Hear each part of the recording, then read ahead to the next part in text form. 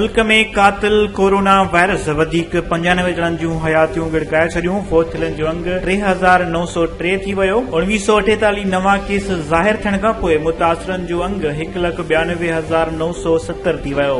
Sindh assembly जे budget इजलास में हुकूमत ऐं अपोज़िशन जी हिक ॿिए ते छिती तनक़ीद। पीटीआई एमपी हलीम आदिल शेख चयो आहे त ज़रात खाते माकड़ मार स्प्रे मनशीज़ घुराइण बदिरां वीगो गाॾियूं ख़रीद कयूं, छा हाणे बंदूकूं खणी माकड़ जो शिकार कयो वेंदो। सूबाई वज़ीर सरदार शाह गॾा जो ज़िक्र कंदे चयो त पीटीआई जी हुकूमत में वेठल माण्हुनि खे को सेंस न आहे। कम करण बदिरां रुगो तस्वीरूं गॾु करे पीपल्स पार्टीअ मथां तनक़ीद करे रहिया आहिनि। ऐं चुवड़ जमाली पुलिस पारां ॾोहारियुनि ख़िलाफ़ वठ पकड़ तेज़। पुलिस जा मुख़्तलिफ़ हंधनि ते छापा।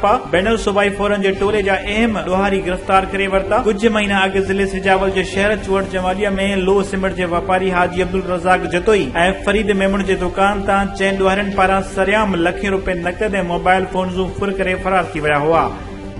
वधीक ख़बरुनि ऐं न्यूज़ अपडेट्स लाइ ॾिसंदा रहो फास्ट न्यूज़।